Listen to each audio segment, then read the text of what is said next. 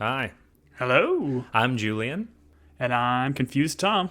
We are Team Binge. We are here to talk about Severance, Season 2, Episode 9. This one was called The After Hours. And Tom, as we always do, let us celebrate the penultimate episode right before the finale. Penultimate. You'll get it one of these days. Sure, I don't care. Words don't mean things. I can make them what I want. If there's one thing I'm learning in my life at this age, it's that facts mean nothing, and I can make whatever I want into whatever it should be. All right, speaking of things that are weird and confusing, Tom, this episode I watched. A lot of things happened. I appreciate how we are moving the train right on down the tracks to the finale. We've got a lot of pieces in different places. There was only one storyline that felt was a little bit shoehorned in this episode, but that's not a criticism. I love those characters, so I'll spend time with them. I just was a little bit confused, and wouldn't you know it, the subject matter was of the heart and love and romance. So I got confused. But Tom, what'd you think of this episode? I thought it was fantastic, man. Like after getting the last episode, which really slowed things down, it was very much a bottle of where like Harmony's backstory. It was so great to kind of get back into our characters and see kind of stuff play out from that mountain of an episode that was 7, where we saw about Gemma and what's really going on the testing floor. So kind of seeing all this set up for the finale, I thought it was just a brilliant penultimate episode to really get us invested in how we're going to finish. If it's with anything like the end of the first season, like I think we're in for quite a treat. Sure. And since this is very much a character-driven show, let's dive into each character and what's happening in their lives. And I'd like to start with Helena, because here's the deal, Tom. If you give me a show or a movie where a rich person is swimming in a sweet pool, I'm in. Like, if they're on like a sky rise and it looks like the pool is just up against a window, I'm like, oh man, that person's so rich. She's swimming in like a pool where the window is just against the snow. The deep part of me, my soul awakens and says, man, what kind of maintenance goes into that pool? You got to like drain it and reseal it every year. The hot and cold of the water and the snow things are going to expand and contract. I felt for the pool guy that was getting that pool ready for Helena to do her laps, you know? Mm-hmm. Yeah, that's a fair point. But I'm assuming all these pool workers are probably severed, so they don't even know what they're doing. They don't care. They're like, chlorine, algicide, I'm just here to live my any life, you know? But I do like the idea of her like swimming, kind of paralleling the idea of her almost drowning in one of the previous episodes, right? In the Ortbo. And then there's like the constant cuts back and forth to like the clock keep ticking, like regardless of whatever they try to do, like time keeps moving forward. I thought it was cool. Sure. Every time a clock ticks in a show, I just think of the last scene of No Country for Old Men, which last night I fired up before I went to bed, just Tommy Lee Jones doing the speech, because if you ever want to get a restful night, just think of your inevitable death and demise. It's incredible. Speaking of death and being visited by it, her dad shows up, and this guy's haircut has not gotten better. So this is James, right? Not James. This is James. Correct? James Egan, correct. James Egan shows up, and they're like, oh, it's a momentous day. And he's like, no breakfast for me. I just want to creepily watch you eat an egg while I drink black coffee. And he makes like a weird mewing, whining sound. What is going on with this family, Tom? And why can't they be normal? Well, I mean, like you said in the beginning, right? They've got their own pool, and they're eating eggs, so they have to be filthy rich, because Lord knows eggs are so expensive right now. Yeah, in case you're listening to this 100 years from now, eggs are expensive, so that's Tom's comment. But like, I mean, man, just super creepy, super weird. I like the cinematography here is fantastic as always, where like Helena's like severing the eggs and she's like putting them on that plate in a very specific manner. I think even the plate has like some weird imagery of like two people holding a child down. And there's, I think, theories out there that like Helena is like one of the people and Helly is kind of the other, and they're both like pushing Mark down and kind of trying to control him. Like there's just some brilliant stuff going on here. But man, his line about saying, man, I wish you would take them raw was just goofy and weird. And what's your take on that? I don't know. I love a hard-boiled egg. Also, Tom, you did not grow up with this cookware, this dishware. This wasn't out on your table I recognize these figurines on the plates immediately. This is what we ate Sunday dinner on. But Yeah. I wish you'd take them raw. I was like, wait, what? The eggs? Like, what are we talking about here? This was very strange. But Tom, deep down, I did think I would love that egg cutter that she uses because once again, I love a hard-boiled egg, and so to have it in 6 pieces, just incredible, just It did incredible. look pretty great. Tom, to answer your question, I don't know. I don't know because then he like I don't know starts to whine and gets all weird. I was uncomfortable with this whole scene, other than the hard-boiled egg, and she I didn't think salt it. That was my other issue. she should have salted. That's fair. Yeah. I think the idea here of him saying this is just reminiscent of Kier himself, because I think this is one of the opening questions like Mark asks Helly in the very first episode. And I think it's kind of like the proof case to ensure that the person is severed, because Kier's favorite breakfast, I guess, in the mornings was a raw egg. So this is, again, just Jane being super creepy, wanting her to be his image, I guess, in a kind of a little callback, which I thought was pretty cool. Yeah, no, I don't care for raw eggs. In fact, I'm pretty sure that's a big no-no, especially when it's in cookie dough. Anyways, we kind of find out where this, because this is not the Lumen office. This is their residence, correct? Yeah, it seems like they're home, and they do this very slow pan out where we eventually get to the Lumen water tower, which we've seen in kind of previous wide shots. And there's some really cool wide shots, even when they show like all of Lumen and like the symmetry of it. It's just super cool.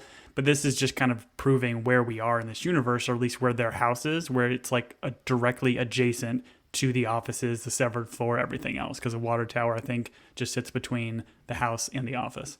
If I'm ever uber rich, Tom, my house is not going to be near my work, and it's certainly not going to be near neighbors and laborers. I'm not gonna be by any of them. Anyways, let's talk Helly, because we're paralleling Helly with Helena, and Helly is back, and Angry Helly is one of my favorite characters in the show, where she's just like insubordinate. She's asking where Mark is. She's like taking no guff from Milchek, who calls her insubordinate, and to quote Key and Peele, churlish. I enjoy when Helly is on a tirade, and that's what she's on right now. Yeah, she's great. I loved it. And like, what, churlish? I had to look this up. It's rude in a mean-spirited way. So again, instead of just calling him rude, you got to love Milchek giving the line of churlish. Well, I do want to point out, he doesn't say churlish, Tom. Oh, he doesn't? I have pulled that from the Key and Peele sketch, because the way he says insubordinate is the same way either Key or Peele, I don't remember, I think it's Key, says insubordinate and churlish in one of the skits. So that's my fault, Tom. I led you astray. You could have fooled me. That sounds like a Milchek line. Oh, it does. He'll eventually use it. Please, Milchek. She gives Dylan a pep talk, because Dylan is not really helping in any way, shape, or form, and we'll talk Dylan a little bit more in detail. But this leads her to go find the Hang in There poster, which I loved. I think you pointed out it's the picture of Dylan pushing the two switches at the same time. It's just great imagery. And then she is then spending in the dark in her office alone, memorizing left, right, right, whatever. This leads to, at the end, James Egan walking in and saying, "You tricked me, my Helly." So I am a little bit confused. How did she trick him? And he says Helly in this. Does he often... Right. I know we delineate between Helly and Helena, but why does he call her Helly, Tom? Do you have answers for me here? I have no idea. I mean, outside of like Helly maybe being a more kind of like familiar name that he would give her, like a nickname, but we as a show watchers very much delineate the two characters. So yeah, I'm not sure. I even love Helly's response here. She's like, "What the F?" Because she has no idea who this guy is, doesn't know. So I thought that reaction was good. But man, James is an enigma. Like, we don't really understand what he is, who he is. The idea of saying "you tricked me," I don't know where he came from. It's the first time we've seen him on the severed floor. I think they showed like the elevator going down to the testing floor before, so maybe he came from there. I don't know what to make of this, but again, I love the creepy place that we end kind of Helly's journey here for the finale, because who knows what's going to happen, because she's going to make her way to the door, right? Like, we have to get her to the testing floor, right? Sure. Yes, definitely. My question is, let's throw out some theories here in terms of "you tricked me, Helly."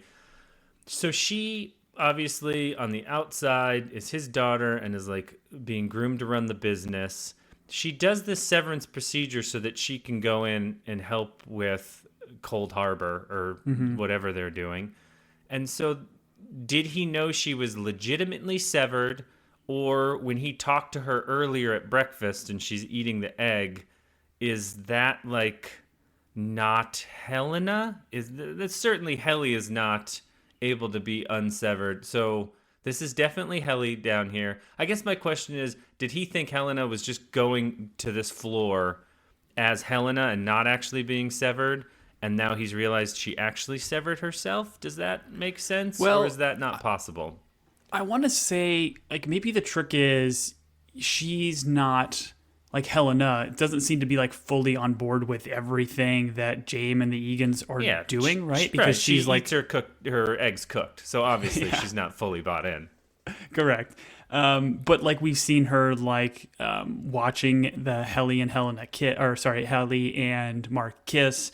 You've seen her kind of meet Mark in the outside world and certainly has an infatuation for him. So I think like maybe James saying like you tricked me, it's her not really being fully bought into whatever Egan is trying to do and her kind of maybe doing her own thing and trying to find love, find some companionship because certainly she's not getting any from James. So she has feelings for Mark. There have been some things that she has maybe crossed the line on, and so he has now found those out.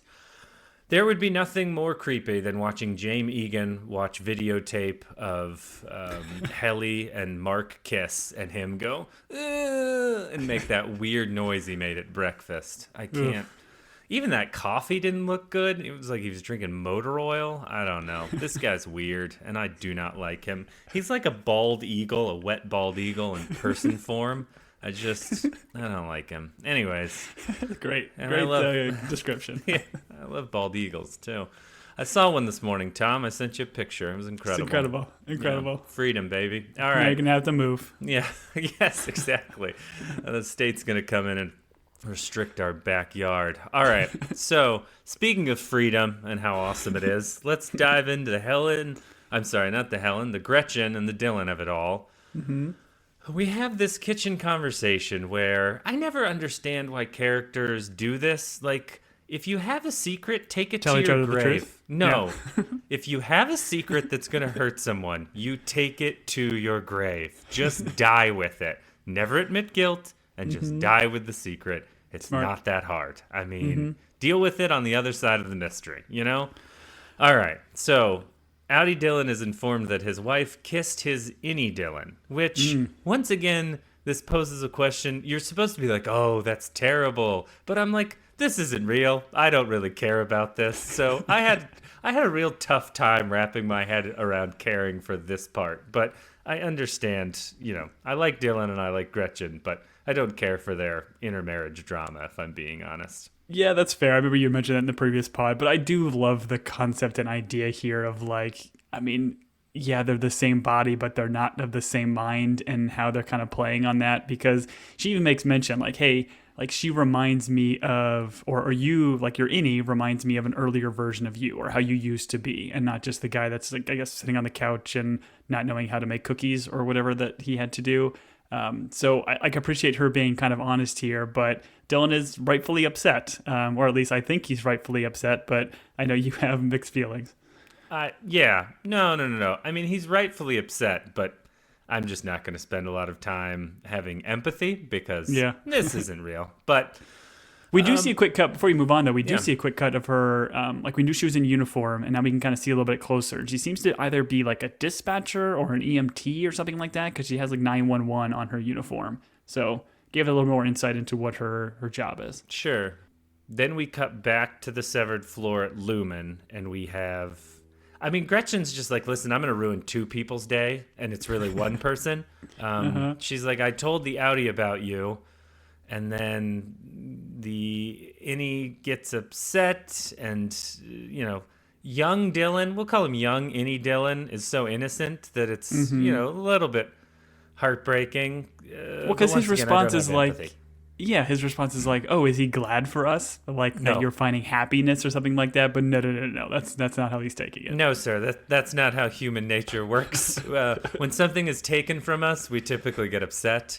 And you've taken Gretchen's heart, sir. So she tries to end it, which honestly she shouldn't have begun it. But that's maybe not how grammatically that should go. I've done it twice now. You're welcome. Jimmy, cut that out and send it to the White House. Milchek would be very mad at you. He would be perplexed or some large word.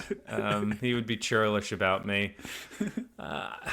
Listen, Tom, I don't know much about romance, but when someone's breaking up with you, you know what's the wrong move? Proposing. Proposing is the wrong move in that moment. I know it's like a desperate ploy, but... And don't propose with a crappy paper ring with no diamond. Like, if you're going to propose, go big diamond, lot of gold, and then maybe it works. Actually, I'm full circle on this. I think it works if the ring's right. That's where I'm at. I mean, he did cut little, like, diamonds in the paper, so I thought that was clever. But him saying that, like, I can give you a life, I'm like, can you? Like, what are we talking about here? Like, the life for her just coming into this office and having these little, like, meet and greets with you with seagulls calling in the background, like, that's not much of a life.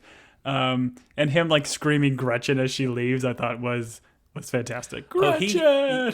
He hit, like, a high note on it, which was... Falsetto. My spouse was like... that was an incredible scream, and I was weeping in my chair because I felt for him and his Gretchen scream.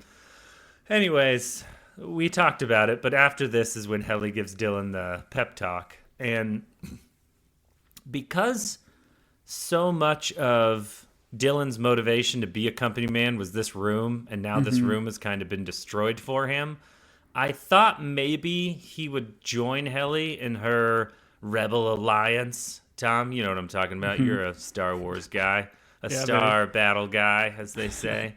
But instead, he's just like, I think I'm out. I don't want to do this anymore.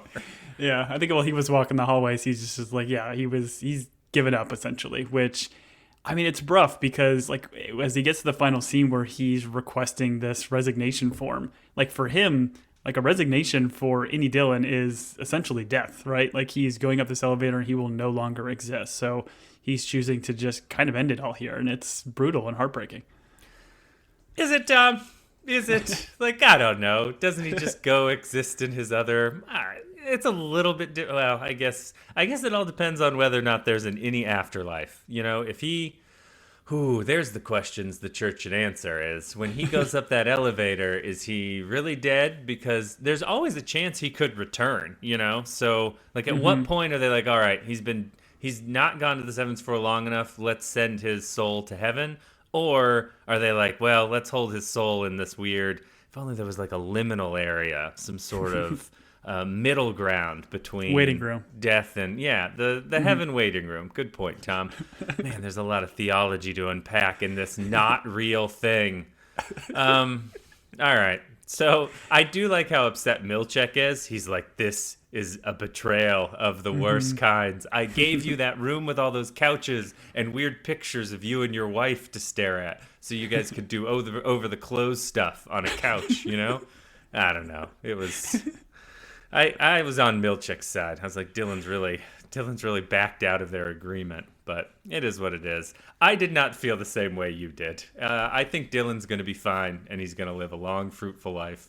I mean, I don't Probably foresee get divorced, this, but you know, I don't foresee this show obviously getting rid of Dylan. Like even any Dylan, like he wants to go out, but we saw the similar thing with Helly. She wanted to go out, and that didn't work very well for her. Like her Anita or Audi said, like, nope, that's not happening. I own you. So I'm sure Lewin will come up with some sort of interesting way to kind of keep any Dylan involved. Yeah, well, we do know that his Audi was like, I'm going to quit because he wants his innie to die. So I don't know that there's the same protective nature there.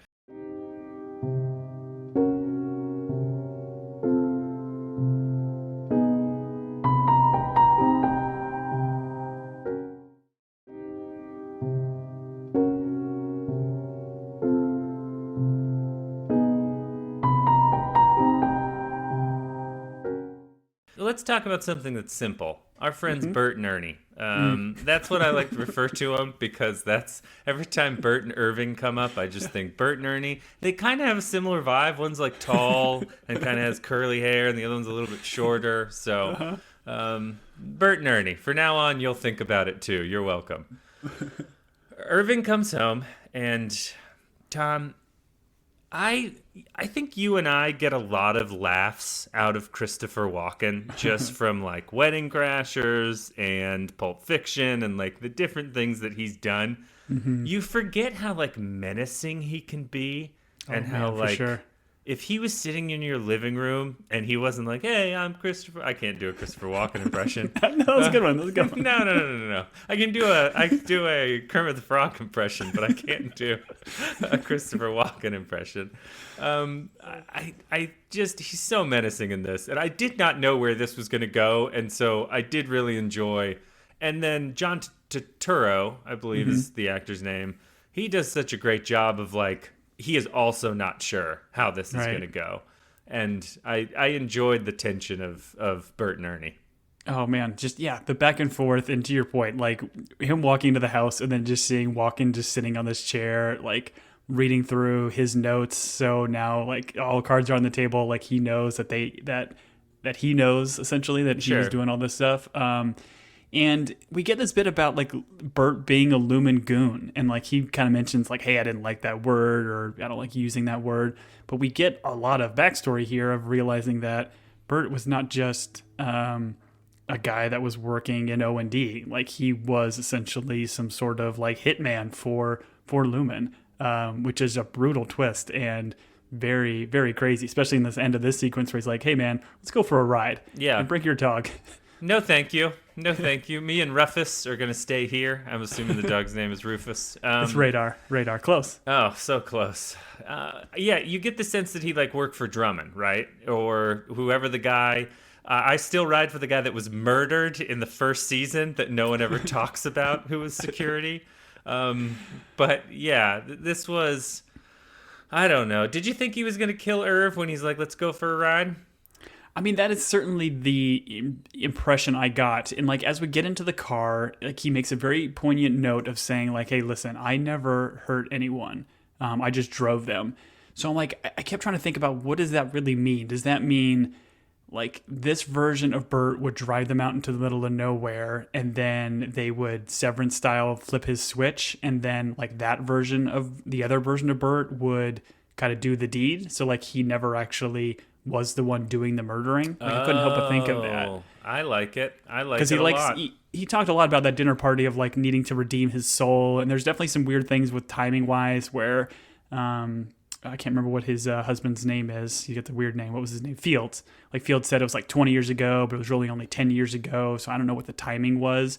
But there's another interesting bit about like when Harmony was going to go back with Helena and like talk to the board, she kind of saw the driver there and the camera focused on Helena's driver. Right. And then that seemed to be the catalyst for her Harmony booking it. And I'm wondering if that's like the same kind of concept here where Bert as like the driver or like a hitman, Harmony knows kind of like, hey, I'm not going to get close to this guy because this is the guy that's going to potentially, get rid of the people that are causing Lumen trouble. So Sure. I thought that was kind of an interesting tie in there too. Sure. My other theory, and I like all of that, my other theory would be if he was a goon prior to the Severance procedure, and then when Severance came out, in order to, like, as he mentions, he liked to think that he could become innocent again. Mm-hmm. That's why he volunteers for Severance. And then, but that doesn't really make any sense in terms of I never hurt anyone, because he's hurting people all over. Well, I think Bert just wants to tell Irving, like, hey, like the person that you knew in there, like that is not a person that would be doing this stuff and hurting people. Like I'm still that same person that you knew inside. Right. And it's just wildly interesting to like know the dynamic because again, this is Audi Irving at this point. It's not the one that had that relationship in the first season, yet you can still tell there's love there. Sure. He's like, I'm driving you to the train station, which I've only watched a little bit of Yellowstone, so I'm going to spoil the whole thing. But they have a saying that when they like take a hand off the ranch, they're like, we're going to drop you off at the bus stop, or maybe it's train station. But it literally means they just go to a cliff and murder you and throw you in a gorge. There's just a gorge full of dead cowboys. So when he's like, I'm taking you to the train station, I was like, oh, this guy's definitely getting murdered like Rip does on Yellowstone. So that's a little tie-in for you, Tom. But he doesn't murder him. Instead, their love story is murdered. How about that? This is very tender. I did not like all of the feelings that this scene tried to make me feel. Once again, I try to avoid empathy. But I felt for Irv. Irv just wanted to, make something real. And Bert rejected his love because they just couldn't be together, Tom. They could not be together.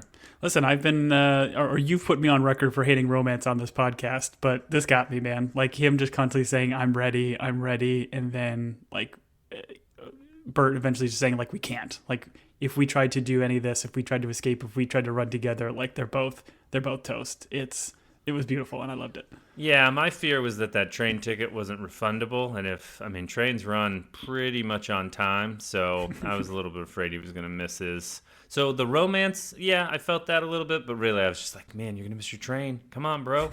All right, let's dive out of that one and take the train over to just kind of the other characters where we discover some interesting things like Miss Wong.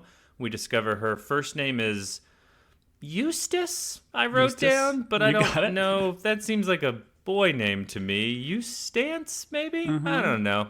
It's okay. We find out that she is on her Yuletide fellowship and it is ending. And so Wintertide. Whatever. I wrote Yuletide. I like Yuletide better, Tom. Happy Yuletide, as I've always said to everyone. And when you end your fellowship, you have to destroy a toy, which I loved. I was like, oh, this is dope. Every time my kid has a birthday now, I'm going to make him destroy a toy.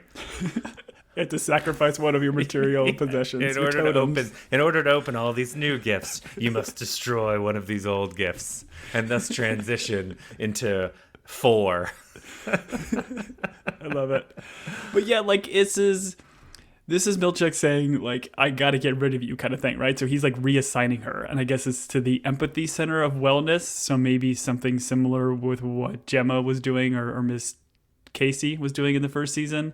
But the breaking of the toy is brutal. Like him saying again, as she's taking the bust of her trophy and smashing it was crazy. But if you do look at this like trophy, this is similar, obviously, and reminiscent to what we saw Cobell get her like plans from. But Cobell's award was for the Year of the Wiles. And if you look at Ms. Wong's trophy, it says Year of Vision. So both Wiles and Vision being one of the 9 principles. So it is interesting that they both received this award, but I guess on different terms. Sure. But yeah, great scene and kind of bummed that we're maybe taking Miss Wong off the board here. I did not feel bad for Miss Wong because the toy she had was garbage. I've never liked those things. I know you probably love them because you love that type of like, I don't know, takes some coordination and timing, and you like, Tom, you like simple things. I'll just say it. Yeah, you know, simple man. And you're a simple man. So, Tom, if you were forced to destroy a toy in the grand old age of, I think you're turning 57. What toy would you destroy in order to make it to 57? If I made you destroy one. Ooh, that's a tough one. I would say my Pogs. Okay. I'd destroy all my Pogs and Slammers. Well, isn't that part of Pogs, though? Aren't you trying to destroy them by throwing a slammer at them? So yeah, you're just my playing loophole. with it. I'd be behind you and be like, again, and you're throwing your slammer at the Pogs. And you're like, wait a second, we're just playing Pogs right now. You've tricked me. That's exactly what would happen. Tom, man, you're too clever by half. You found my loophole. Too clever by half. Goodness, that's pretty good. How about you? Do you have a toy in mind? Well, I was going to choose like the smashing rock game where there's something inside of the rock that you get, but obviously you've already played that card. So I would just say the Xbox so that my Sunday nights are free. That's why I want the Xbox destroyed. Smart. Anyways, all right. So that's Miss Wong. We also have a quick shot of the doctor. Tom, for the life of me, I couldn't remember his name. I'm sure Dr. you do. Maurer, I believe. Okay. And this was brought up by my wife, which I thought was a brilliant parallel of, and we talked about this actor was the voice of the Beast in the original animated Beauty and the Beast movie. And the idea of like the Beast locking up a woman against her will and then falling in love with her is identical to what's happening here, right? With him staring at Gemma, locking her up, and now kind of falling in love or infatuated with her. I thought that was, I don't know if that was done on purpose, but man, is that clever parallel. Sure. And so Mark, being our hero, is also the hero of Beauty and the Beast, Gaston, you know? So Yeah. that makes perfect sense to me. We find out that as important as Cold Harbor is, we've been sitting at 96% for a real long time, Tom. A real, real long time. Well, in the beginning of the episode, and like both Drummond and James, they think this is like today is the day. Like we're gonna get to 100% on Cole Harbor, and we're gonna who the heck knows what. But there is an interesting bit here. I don't know what to make of this, so go on the internet, do some theory crafting on this. But if you do freeze on this screen where it says it's at 96%, you can see like a case number next to that Cold Harbor file, and it seems to have the same like file as Helly's like ID number or something in the first season. So there's a lot of like theory crafting going online about, is Helly more closely tied into the result of Cold Harbor than we initially anticipated. So again, there's some crazy stuff that you can kind of dive into, and we're not going to do it here. But if you are interested, I would recommend looking into it. Sure. I know Cold Harbor, I believe, is a Civil War battle, but the more I hear the name, it also sounds like a beer. So maybe this is just a brewing company, and they're like, man, I can't wait to get 100% on Cold Harbor so we can crack one open. And then it's just a scene of Drummond and James Egan cracking open a cold beer. How does that... I think that's my prediction for the finale, Tom. This has all been one big beer commercial. Isn't that the plot of Beer Fest, where they have to find their secret recipe or something like that? I don't know, Tom. I've never seen it, but it sounds wonderful. All right, we have Milchek getting Drummond, and I did not like this at all. I am so glad this turned out. I was like, I can't watch my boy Milchek get destroyed anymore in this show. And sure enough, he shows up in the penultimate of season 2, and it is outstanding. Well, before we get to like what he does, like, yeah, he's disrespected all day. Obviously, right here from Drummond, but like Helly slams the door on him when he says, "Oh, keep it open." She slams it. He holds out his hand for Dylan to drop the badge to him, and Dylan just throws it on the table. So like, I like all the different things that are leading up to Milchek like standing up for himself finally. Sure, and we know from his evaluation that his words are too big, so he uses remonstration when talking to Drummond, who then makes him apologize, and he just wants him to say sorry. Yeah. And so he then says, "I apologize for the word." But then as Drummond presses him, he says, "Devour feculence." And I'm just going to say this right now. He said it, and then my spouse started laughing so hard, and it took me about 5 seconds. I was like, I don't know why that's funny. And then I like worked through the subtitle, and then I started laughing. So the person that I am married to is much quicker than I when it comes to these you are not things. alone. Yeah, my wife got it much quicker than I did too. Maybe this is a phrase that our spouses often utter, and so they're familiar with it. But I thought this was great, and Milchek just goes for it. And you know who can be menacing? Milchek, and it's great. Even though Drummond's about a foot taller than him, Milchek wins this battle. Well, and even as like he knows he's being disrespected and has been for a while, but like, the way he stands up for himself is brilliant here too, where he's saying like I'm owed respect. It's not my fault that Mark isn't at work. Like, he calls out Drummond. Like, it's your job to control him on the outside. It's my job to control him on the inside. Right. I thought was just brilliant. Yeah. No, it was great. And he's like, listen, I run the severed floor. Like, I am owed respect. And I loved it. The only thing I missed was he didn't throw Drummond off the balcony they were standing on. That would have been you great. Can't throw that guy off. That guy's got a sturdy base. Oh, he's built like a piano on those legs. Or a piano could stand on those legs. What do they say about? They say that about Lucille too in Arrested Development, I believe. She's got vertigo, and she's like, a piano could stand on those legs. Brutal.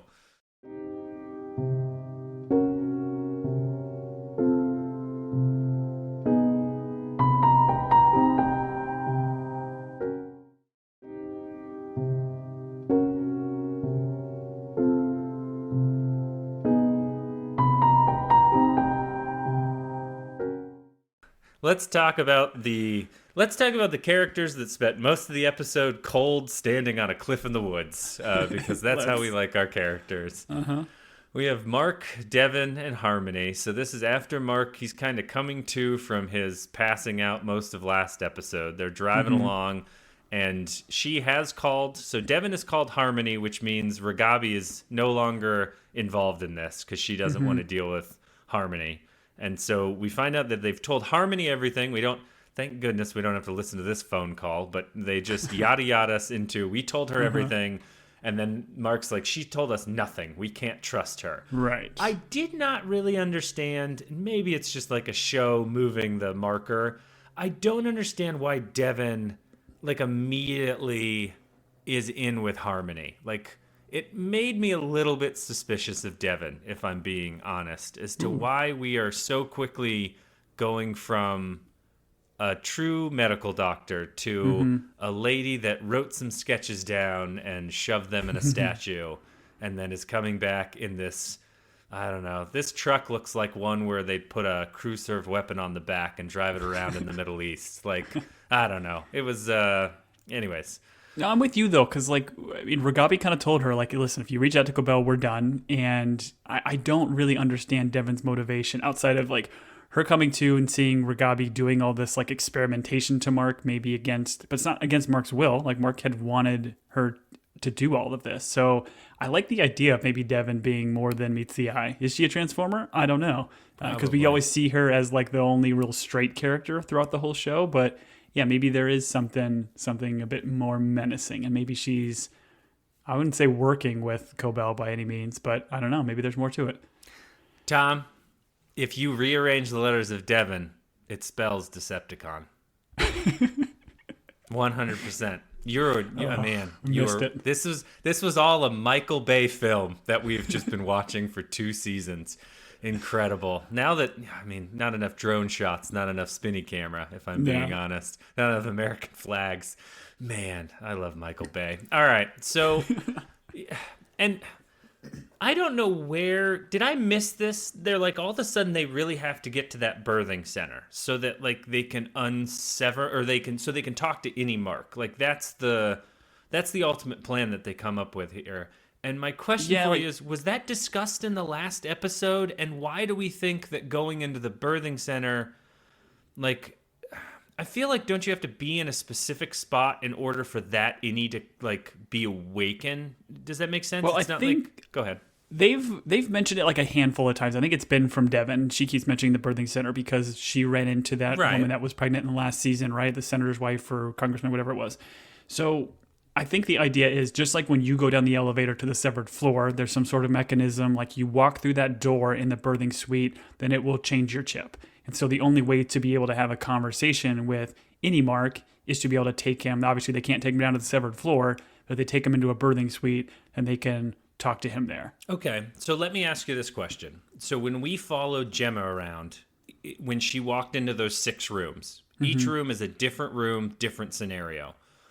Is that the same Innie Jenna when she walks into each one of those rooms, or does a room sever her into a different Innie? So when she's at Christmas with that guy that looks similar, is that the same Innie Gemma as when Gemma walks onto the airplane and almost dies in an airplane crash? Does that make sense? No, it does. And I could be wrong, but my take from the last episode, because I think even like Dr. Maurer was like asking her questions about like the different rooms and whether she had any recollection of them, and she didn't. And like when she was in a room, she wasn't talking to, like when she was writing the thank you notes, she wasn't talking about her teeth or whatever hurting. Like I think each one of those is proving the concept that a body can be severed or a mind can be severed into multiple people, not just 2. Okay.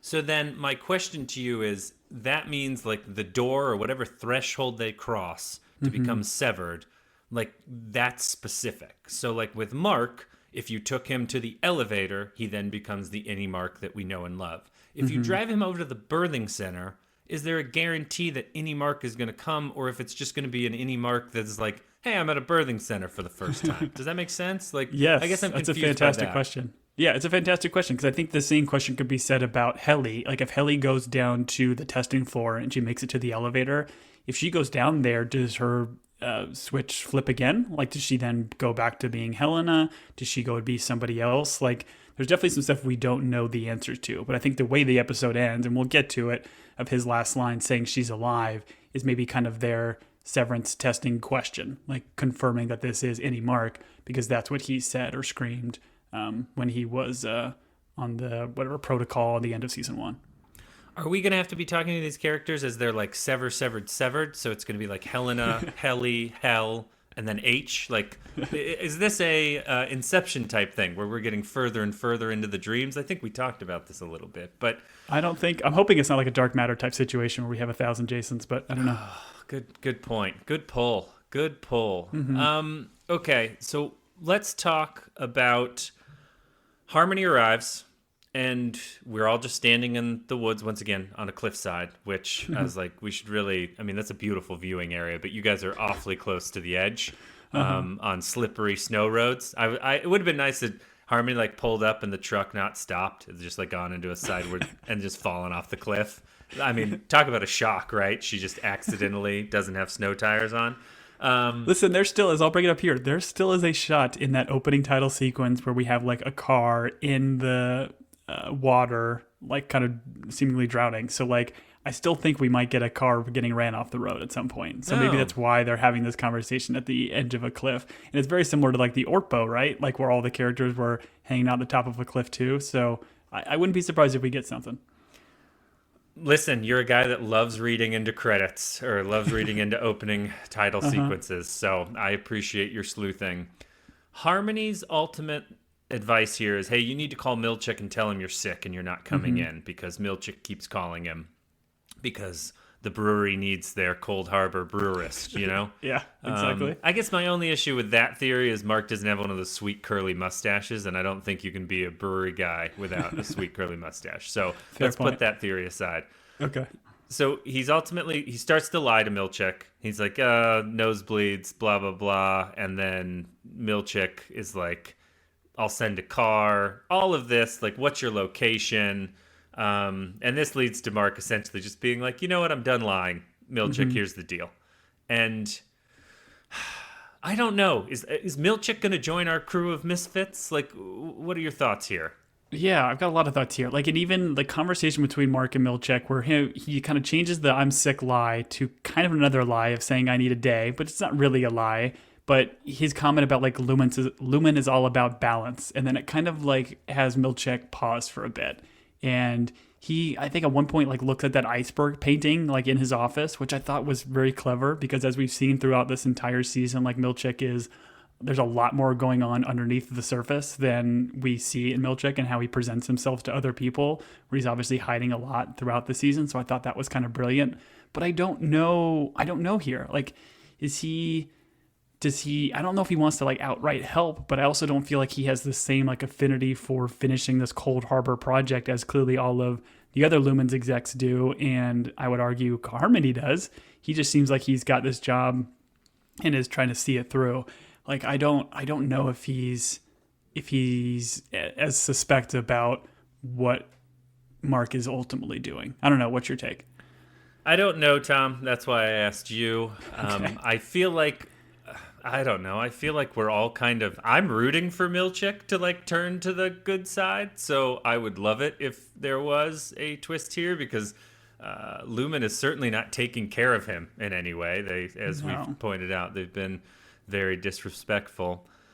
Tom, we don't know his backstory too, right? Like, I'd love to be able to know how did Milchick get to where he is today? Like, because we don't have anything outside of he was kind of the assistant, whatever, for Cobell in the last season, and now took over. Like, he's a very, very fascinating character that I'd love to know more about.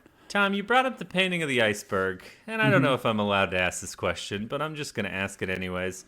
Is there a scene? What's the lady that, like, the character that has the headset that talks to the board? What's her name? Natalie? Natalie. There you go. Okay, so is there a scene where Natalie comes in and she brings a painting of that iceberg, and that iceberg's a different color? Am I allowed to ask that question? Is that if the iceberg is a representation of Milchick? Are they like, hey, sorry that you've been staring at this iceberg, we want you to feel more comfortable with this iceberg? And it's... Well, if you do look closely, there's a little mustache on the iceberg. There's a lot of stuff in Milchick's office. I think you can, like, there's different like little statues and things around that I'm sure have like a wild amount of extra meaning. So sure. All right, so ultimate goal now is we're sneaking into the birthing place, which means we throw a tarp over you in the back of this real crappy pickup truck. So I get ultimate goal is to talk to any Mark, but why? Why, Tom? Yeah, so I got questions too, is like how they snuck in here because there was a lot of like back and forth between Cobell and this, I guess, security guard here, Sure. where she says, "Oh, this is one of James." So I was like, okay, like how many times have apparently people brought pregnant women to this place? Like, is James like impregnating women and bringing them in here without their knowledge and making a bunch of babies? Like, it's just sickening because there's obviously been a lot of like baby imagery again in that opening credits and title sequence. It's just, there's a lot that's just really weird and off-putting here. There's also a line that Cobell delivers to the security lady, which apparently is a direct tie to the Twilight Zone, which I guess Ben Stiller's a huge fan of, and it says there's a lot of kind of Twilight Zone elements brought into the show. But there's like an identical line where she says like Marcia White from the 9th floor is looking for a gold symbol, and it's like pulled direct from the episode title of Twilight Zone called The After Hours, which is obviously the title of this one. So it's clearly done on purpose here. And the idea of that Twilight Zone episode was like a mannequin being brought to life for 1 month to be able to experience the real world. So again, take of that what you will, but I think there's a lot of theory stuff that you can kind of start doing from that about, are there multiple Egans? Are they sharing the same body, but maybe they can have different consciousness? There's one point where I think in the last season, Jane mentions like going to his revolving when he's talking to Helena. Is the revolving maybe where an Egan can take over the body, but it's a different consciousness of a former past Egan? Because we kind of saw that hall of Egan statues. And again, it's just so similar to this line of this Twilight Zone, not line, but this episode of Twilight Zone of a mannequin coming to life. There has to be more to it. So again, that's quite a deep dive, Tom. Yeah, as I say, I threw a lot at you, but yeah, watching a YouTube video from a Think Story, which I would highly recommend. The guy does fantastic recap videos. Kind of did a deep dive into this, and I thought it was super, super fascinating. I guess my question would be, if a new consciousness comes into that James Egan body, like every time when they look in the mirror, they're just like, really? This is the body we chose? This haircut? Once again, I look like a wet bald eagle. What's going on here? It'd be great if every month that you see James and he's got a different haircut, a different hairstyle, because that consciousness wants to redo it somehow. Right.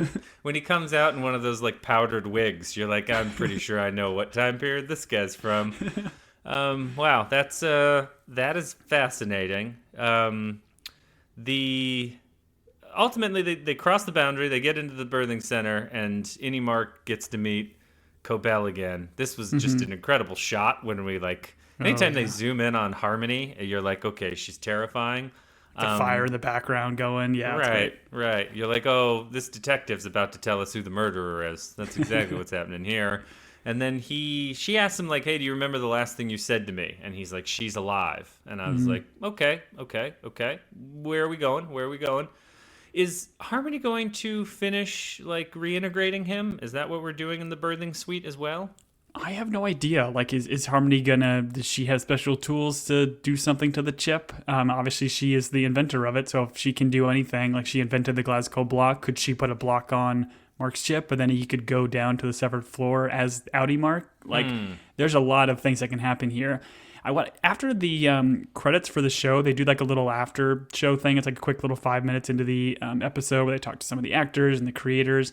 And one of the guys says, like the main writer, says something about Mark now being able to talk to each other or himself, like as Innie and Outie can talk.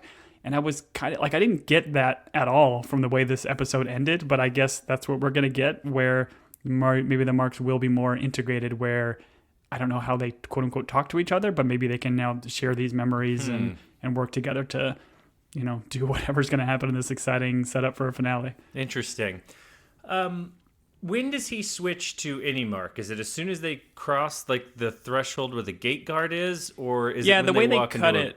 Building? No, the way they cut it, he's like in the back of the truck, and then I think they kind of zoom into his eyes, and then he's just standing inside the threshold of the cabin. Little cheating there, because if you're Innie Mark and you like wake up and you're the back of a pickup truck with a tarp over you, you're kind of like, oh, I'm about to be murdered. Like, this hasn't gone well. So I felt for Innie Mark in those 2 minutes where they had to find a parking spot and then uncover him. Yeah. But the ending shot of this episode, I thought, was pretty cool in terms of, and that's like the worst way to describe it, but essentially it is the correlation of like a train, a hallway, and then, I mean, the other two characters are in an elevator and a cottage, but the visual of a train going down and then they're like cutting it back and forth with the hallway, I thought was cool. So we've got Irving on the train, we've got Helly going down the hallway, and I guess she's heading to the testing floor. Is that the thought there? I think it ends with her kind of being confronted by James, but the idea is I think she's gung ho on getting to that hallway in the exports hall. Right. And then Dylan's killing himself by getting on the elevator. No more any Dylan. Yeah. And then Mark's in the cottage, once again, about to learn who the murderer is by Agatha Christie standing in front of the fire. So a lot to unpack, Tom. Thanks for your deep dives. That helped me be more confused, but I like having more information. And I did not spend a lot of time with the Twilight Zone as a kid. I don't know why. I didn't either. Yeah, but obviously it makes sense that this is. I mean, you could call this whole series one big Twilight Zone episode, Sure. and I could understand it. So Sure. it doesn't surprise that is one of the inspirations that Ben Stiller took for the show. I mean, yeah, I just can't say enough about the setup for this. I think they did such a great job of bringing it back to our kind of main set of characters, setting them up for the finale. I will say, if you haven't seen this already, the finale is a long one. I think it's like an hour and 20 minutes. So we are in for almost a feature-length finale. But I mean, I'm here for it. I love the show. I love how they set it up, and I would be very surprised if we get something kind of like what we would expect. I would assume they're going to do something way out of left field and just leave us completely perplexed like they did in the first season. So we have 3 seasons total, correct? Well, I don't know for sure, in all honesty, if they've said they're going to do. I know obviously they have a full story they want to tell, but I don't know if it's 3 or 4. I want to say 4, but I could be wrong. Well, it's not ending at 2, I guess, is my question. Of course. So yes. I don't know. I think shows, when they have that, sometimes that second season or like the middling seasons can just be treading water to get to where they want to go. But I have appreciated this season quite a bit. I'm sure there's some things we missed, but Tom, do we want to theory craft about the finale, or are we just both assuming they are going to bring something that neither of us will predict? Because that's kind of where I'm at. Yeah, I mean, Everyone dies? everyone dies. They flip a switch and everybody just dies. That's one of the other things they can do. It's the Norway block. No, nice. I don't know, man. Like, sending Irving out on the train is interesting because I can't imagine. I mean, you could very clearly, I think, with this ending for Irving and Bert, write both these characters off and they can be done with the show. But I think there's just too much interesting stuff you can do with both those characters and actors, obviously, because they're so compelling. I can't imagine Dylan's gone. Like, any Dylan is still going to be around in some form or fashion. And I think where we're going to take Mark, of him being kind of fully integrated and maybe both Mark versions can share the same memories, I think would be quite fascinating. But I'm still wildly interested to see what Cobell's, like, what is her path here? Is she really trying to burn it down? Is she trying to just finish Cold Harbor? Because we didn't really mention, like, Cobell said, like, when Cold Harbor is finished, then Gemma's essentially dead. But what does that mean? Does that mean they don't she's need physically, her anymore? Yeah. Are they physically going to kill her? Or are they mentally? Is she not going to be the same person? Like, she's going to lose all of those memories? There's just still a boatload that we don't know, and I am wildly excited for the finale next week. Sure. I'm excited as well. I do want to point out that between the train and Harmony driving to Salt Neck, I am interested in what is outside of this world in terms of what's contained. Like, all of a sudden, Bert and Ernie are in, like, time, or, like, Union Square, like an old train station, and then he's on a train, and guess what's around that train? Absolutely nothing, like, just wilderness. So I'm going to be interested if we have, like, a bigger world reveal in the finale, because I'd love to know where Kier, the town, sits on a map. I think that'd be really cool, right? Like, expand the universe for season 3 would be really cool. Right. Yes. That's why I said it, Tom, because I also think it would be cool. But for those of you that are still with us, you can reach us at teambingepodcast@gmail.com. We'd love to hear your theory crafting. And if it's good, we'll talk about it on the season finale here in a week. Tom, there's other things that I'm supposed to mention, but I continue to blank on them. Oh, we have T-shirts at TeePublic for Team Binge if you'd like to support us. And a lot of smart people are saying they're the best T-shirts. Tom, what did I forget to mention? Yeah, if you're not going to buy a t-shirt, again, their fun way to support us is just going on like Apple Podcasts or Spotify, leaving us a review. That's really helpful for us and helps grow the show and grow the audience. We appreciate it. If you want to follow us on social medias, follow us at Team Binge or at Team Binge Podcast. And yeah, like Julian said, let us know what you think of the penultimate here. Let us know what you think is going to happen in the finale. And as we're kind of wrapping up this season, if you've enjoyed our coverage, please go check out our back catalog. We've done a lot of great shows. We'll likely be picking up and doing The Last of Us. We covered the first season of that, the HBO show. So yeah, go catch up on some of our other stuff before this season ends. Sure. And if you have shows that you think we'd like, we always appreciate recommendations. Honestly, that's how we started doing Severance, is enough people reached out and said they wanted to do the show or wanted us to do the show. And Tom, I have enjoyed it immensely, especially that one episode that was only like 30 minutes long. So our pod was only like 10 minutes. That one was incredible. For Team Binge, I have been Julian. And I have been Tom. Till next week, everybody.